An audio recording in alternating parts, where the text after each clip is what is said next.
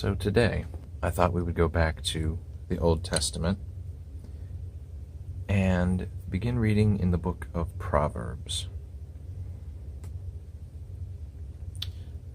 Chapter 1, Purpose and Theme. The Proverbs of Solomon, son of David, king of Israel, for gaining wisdom and instruction, for understanding words of insight, for receiving instruction in prudent behavior, doing what is right and just and fair, for giving prudence to those who are simple, knowledge and discretion to the young. Let the wise listen and add to their learning, and let the discerning get guidance. For understanding proverbs and parables, the sayings and riddles of the wise. The fear of the Lord is the beginning of knowledge, but fools despise wisdom and instruction. Prologue. Exhortations to embrace wisdom. Warning against the invitation of sinful men. Listen, my son, to your father's instruction, and do not forsake your mother's teaching. They are a garland to grace your head, and a chain to adorn your neck. My son, if sinful men entice you, do not give in to them. If they say, "Come along with us, let's lie in wait for innocent blood. Let's ambush some harmless soul. Let's swallow them alive like the grave, and whole like those who go down to the pit. We will get all sorts of valuable things, and fill our houses with plunder. Cast lots with us, we will all share in the loot. My son, do not go along with them. Do not set foot on their paths, for their feet rush to evil. They are swift to shed blood. How useless to spread a net where every bird can see it. These men lie in wait for their own blood. They ambush only themselves. Such are the paths of all who go after ill-gotten gain. It takes away the life of those who get it. Wisdom's rebuke. Out in the open, wisdom calls aloud. She raises her voice in the public square. On top of the wall, she cries out. At the city gate, she makes her speech.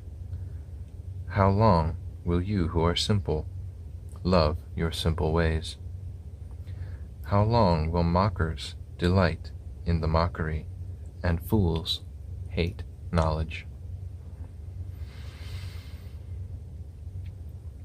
Repent at my rebuke, then I will pour out my thought to you. I will make known to you my teachings.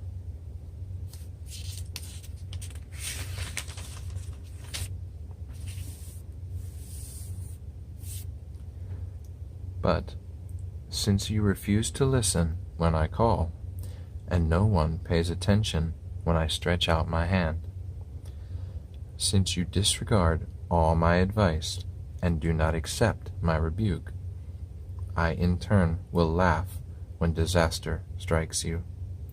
I will mock when calamity overtakes you. When calamity overtakes you like a storm, when disaster sweeps over you like a whirlwind, when distress and trouble overwhelm you, then they will call to me, but I will not answer. They will look for me, but will not find me. Since they hated knowledge and did not choose to fear the Lord, since they would not accept my advice, and spurned my rebuke, they will eat the fruit of their ways and be filled with the fruit of their schemes. For the waywardness of the simple will kill them, and the complacency of fools will destroy them. But whoever listens to me will live in safety and be at ease without fear of harm. Chapter 2. Moral Benefits of Wisdom. My son, if you accept my words and store up my commands within you, turning your ear to wisdom and applying your heart to understanding. Indeed, if you call out for insight and cry aloud for understanding, and if you look for it as for silver, and search for it as for hidden treasure, then you will understand the fear of the Lord, and find the knowledge of God. For the Lord gives wisdom. From his mouth come knowledge and understanding. He holds success in store for the upright. He is a shield to those whose walk is blameless. For he guards the course of the just, and protects the way of his faithful ones. Then you will understand what is right and just and fair, every good path. For wisdom will enter your heart, and knowledge will be pleasant to your soul. Discretion will protect you, and understanding will guard you.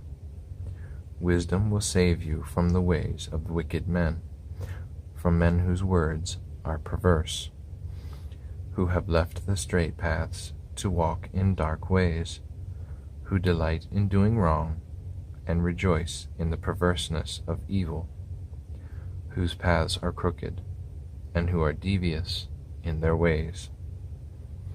Wisdom will save you also from the adulterous woman, from the wayward woman with her seductive words, who has left the partner of her youth and ignored the covenant she made before God.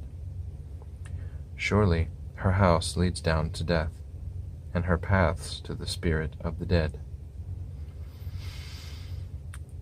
None who go to her return or attain the paths of life. Thus you will walk in the ways of the good, and keep to the paths of the righteous. For the upright will live in the land, and the blameless will remain in it. But the wicked will be cut off from the land, and the unfaithful will be torn from it. Chapter 3. Wisdom bestows well-being.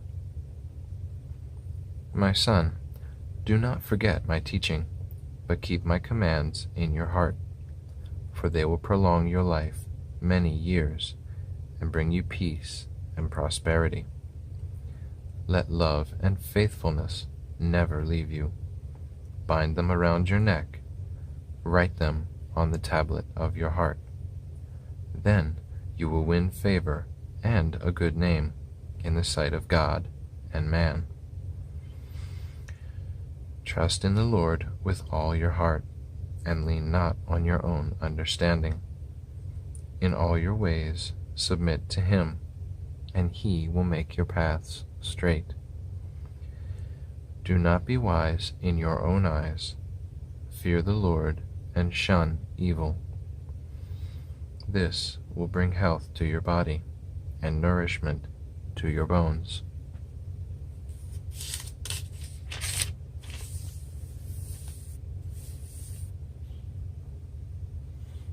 Honor the Lord with your wealth, with the first fruits of all your crops. Then your barns will be filled to overflowing, and your vats will brim over with new wine. My son, do not despise the Lord's discipline, and do not resent his rebuke, because the Lord disciplines those he loves, as a father the son he delights in. Blessed are those who find wisdom, those who gain understanding, for she is more profitable than silver, and yields better returns than gold. She is more precious than rubies. Nothing you desire can compare with her. Long life is in her right hand, In her left hand are riches and honor. Her ways are pleasant ways, and all her paths are peace. She is a tree of life to those who take hold of her. Those who hold her fast will be blessed. By wisdom the Lord laid the earth's foundations. By understanding he set the heavens in place. By his knowledge the watery depths were divided, and the clouds let drop the dew. My son, do not let wisdom and understanding out of your sight. Preserve sound judgment and discretion. They will be life for you, an ornament to grace your neck. Then you will go on your way in safety, and your foot will not stumble. When you lie down, you will not be afraid. When you lie down, your sleep will be sweet.